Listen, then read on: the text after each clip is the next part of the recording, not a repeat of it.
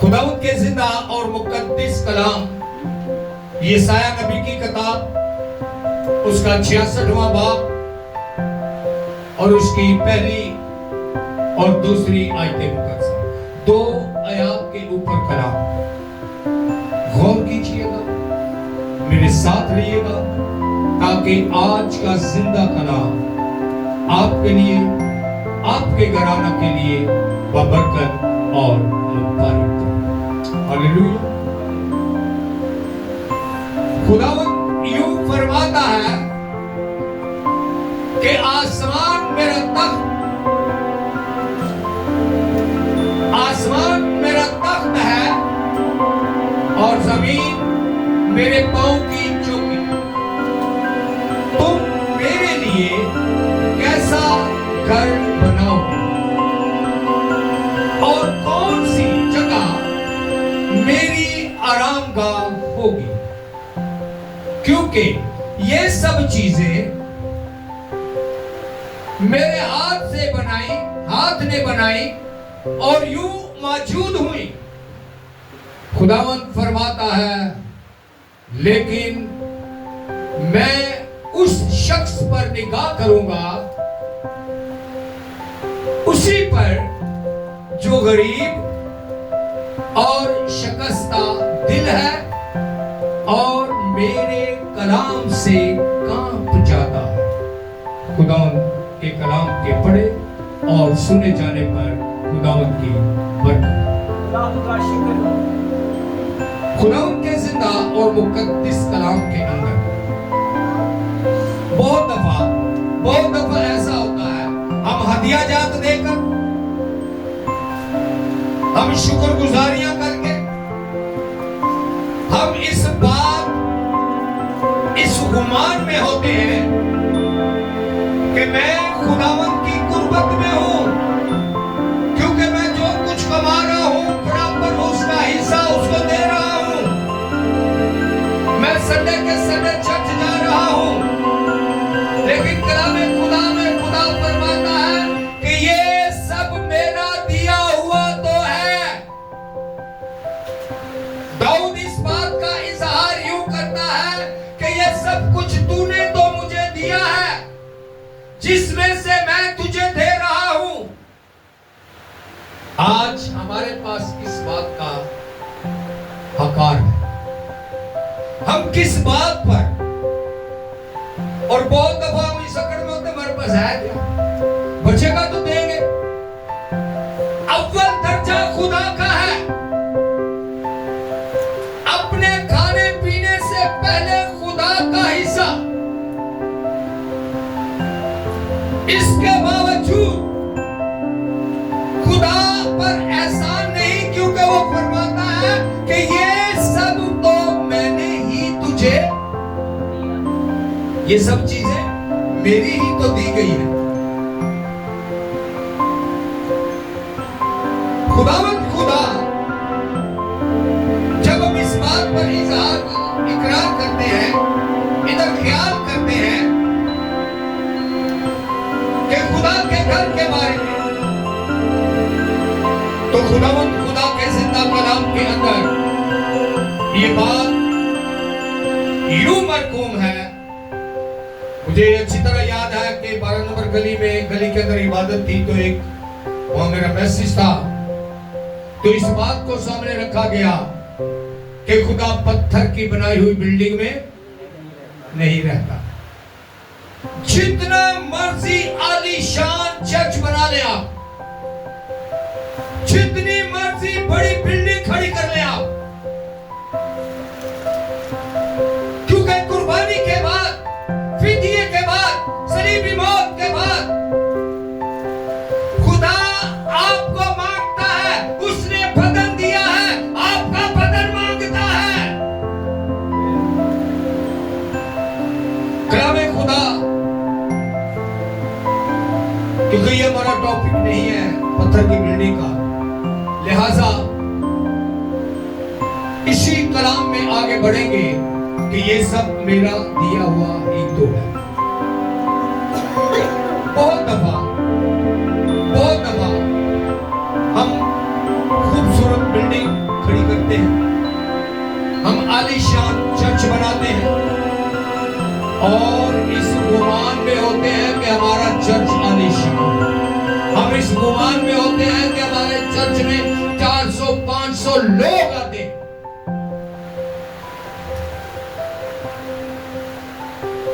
खुदा के मुताबिक वो खूबसूरत बिल्डिंग नहीं, वो आलीशान चर्च नहीं, वो आपका बदन मांगता है, वो आपका बदन मांगता है। क्योंकि कलामे खुदा में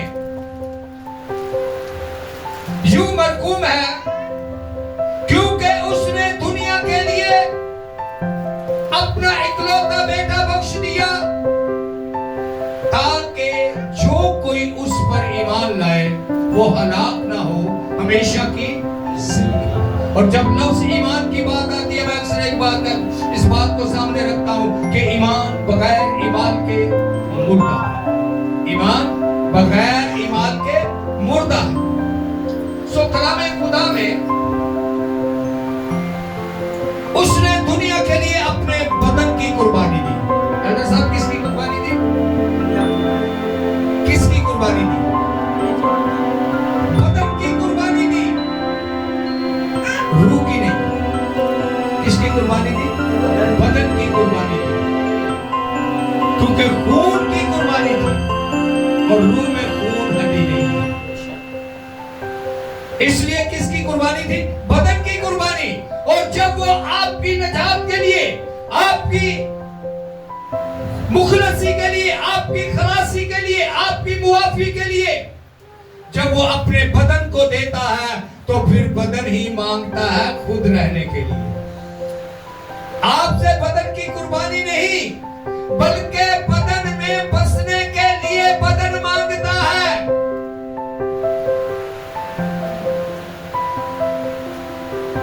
वो आपके बदन, दिल, दिमाग, सोच, ख्याल को पाक मांगता है। वो आपके बदन, दिल, दिमाग, सोच, ख्याल को पाक मांगता है। 2 मिनट, 3 मिनट, 5 मिनट की पाकीज़ा दुआ नहीं,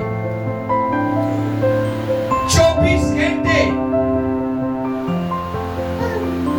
हफ्ते के 7 दिन वो आपके दिल, दिमाग, सोच, ख्याल को पाक मांगता है।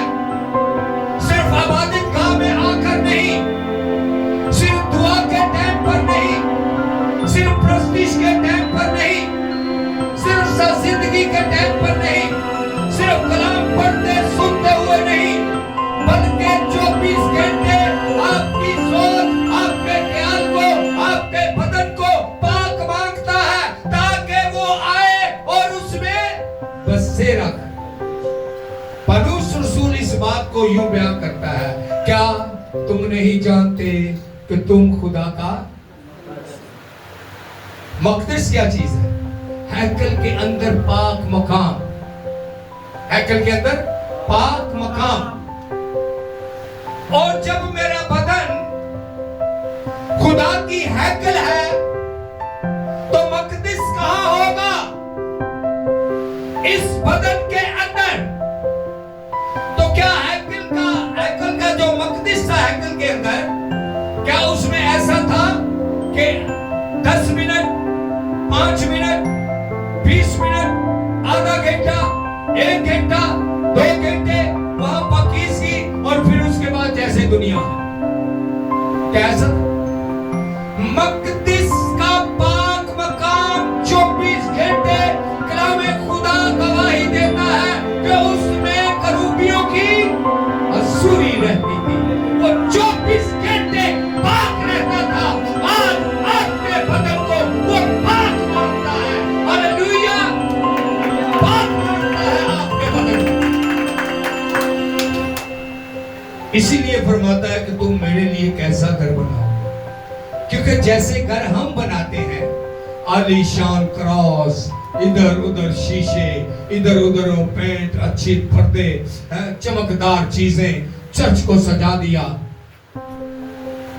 इसका सजना मांगता है, आपके बदन का सजना मांगता है। इबादत उसकी आप मैदान में भी खड़े होकर करेंगे, लेकिन इसकी पाकीज़गी मांगता है। Hallelujah, hallelujah, hallelujah, hallelujah. कलामे अक़दस में इस बात को जानेंगे जब हम,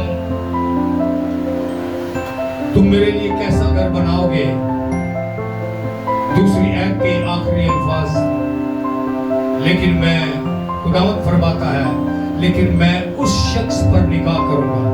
किस पर निगाह करूंगा? उस शख्स पर, उसी पर जो गरीब और शिकस्ता दिल है और मेरे कलाम से कांप जाता है। जो गरीब और शिकस्ता दिल है और मेरे कलाम से कांप जाता है। आए गौर करें, गौर करें आज के इस जिंदा कलाम के वसीला कि क्या मेरा दिल कभी इस बात से कांपा है कि खुदा तो कह रहा है कि यहां झुकना नहीं या खड़े नहीं होना, चलते रहना है, और मैं खड़ा हो गया हूं। मामूली सी बात। कलामे खुदा, इसमें गुंजाइश नहीं। मैं अक्सर एक बात करता हूं, कलामे खुदा के मुताबिक गुजरे वक्त में, आज से 200 साल पहले उसने मेरे लिए, आपके लिए अपनी जान का फिदिया दिया। शरीफी मौत में से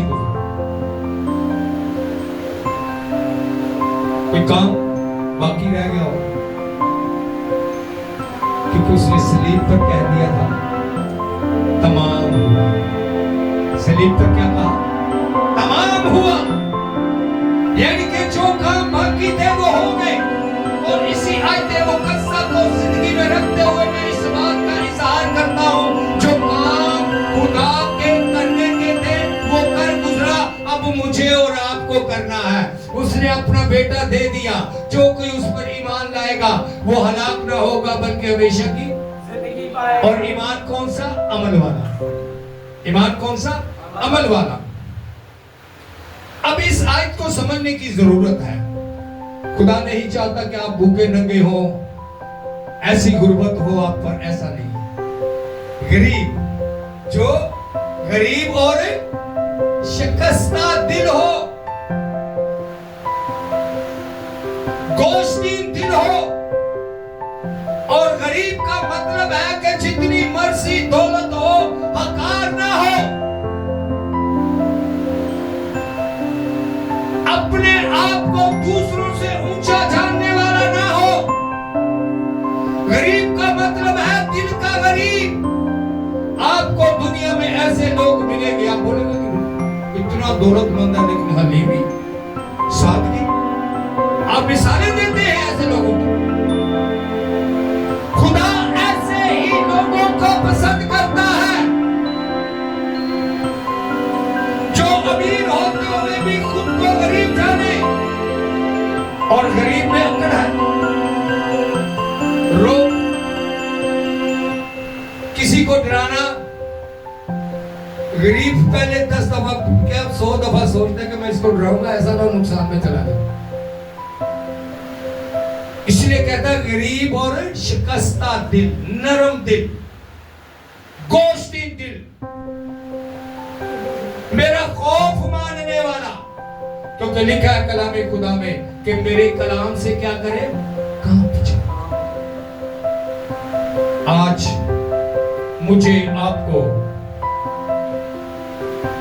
अपनी जिंदगी पर गौर करने की जरूरत है। क्रिसमस आने वाला है, बड़े धूम धड़के से, बड़े खर्चे, रुपए पैसे का ज़या, लेकिन इबादत में आने के लिए ना रात को टाइम होगा ना सुबह टाइम होगा। इबादत में आने के लिए ना रात टाइम होगा ना सुबह टाइम होगा। सूट नवा चाहिए कि ये क्रिसमस, खाना अच्छा करते पकड़ा चाहिए कि ये क्रिसमस। इसीलिए खुदावंद फरमाता है कि ये सब कुछ मेरा दिया हुआ है। क्या जो घर, जो रहन सहन को मांगता है, क्या वो दिया? नहीं दिया। कलामे खुदा में मरकूब है, खुदावंद यीशु मसीह का फरमान है कि मैं तुम्हें एक मददगार दूंगा जो तुम्हारे साथ बल्कि तुम्हारे अंदर होगा। तो खुदा का पाक रूप पाक है या निजस है? पाक। और पाक रूप पाकीज़गी मांगता है। खुदावंद पाक है और पाकीज़गी को पसंद करता है। आज मुझे आपको इस बात पर गौर करने की जरूरत है कि जो हमारे साथ है वो पाक है, जो हमारे अंदर है वो पाक है। मैं अक्सर एक बात, बात ऐसे लोग भी हैं कि जो बात पर गौर नहीं करते लेकिन जवाब देना मुनासिब समझते हैं कि कोई कामिल नहीं है, एक ही कामिल है जो कामिल इंसान और कामिल। मैं भी इस बात का कि उसके सिवा कोई कामिल नहीं। लेकिन जब कामिल का कंधे पर हाथ आ जाए, करता धरता आदमी का कंधे पर हाथ आ जाए, इख्तियार वाले का कंधे पर हाथ हो, तो पूरी ज़ियाकुलूनियों के सामने कुछ भी नहीं। और जो खालिक और मालिक आसमानों जमीन का इख्तियार रखने वाला कंधे पर हाथ नहीं रखे, डायरेक्ट अंदर आ जाए, तो आपको नामुकम्मल रखेगा या मुकम्मल करेगा? मुकम्मल कर देगा। तो मैं इस बात का यूं इजहार करता हूं जो मैंने कहा कि लोग समझते नहीं है कि हम कामिल हैं नहीं, लेकिन जब खुदा का पाक रूह हमारे अंदर होगा, जब यीशु मसीह जिंदगी में होगा, हम कामिल होते नहीं लेकिन वो कामिल कर देता है। हालेलुया, वो कामिल कर देता है। हम कामिल हैं नहीं लेकिन वो कामिल करता है, क्योंकि वो खुद पाक है, वो खुद मुकम्मल है। और जो पाक और मुकम्मल है, जो पाक और कामिल है, जब उसका कंधे पर नहीं बल्कि वो अंदर ही आकर बैठ जाए, तो फिर क्या होगा? फिर भी कोई कमजोरी नहीं, लेकिन कमजोरी तभी होती है जब वो अंदर नहीं होगा। लापरवाही तभी होती है जब वो अंदर नहीं होगा। नापाकी तभी होती है जब वो अंदर नहीं होता। आए अपने बदनों को खुदा का घर बनाए, अपने दिलों को खुदा का मकदस बनाए, अपनी सोचों को, ख्यालों को पाक करें, ताकि वो आपके साथ नहीं बल्कि आपके अंदर हो। और जब वो आपके अंदर होगा तो ये कलाम मना मन आपकी जिंदगी में होगा। Hallelujah, hallelujah, hallelujah.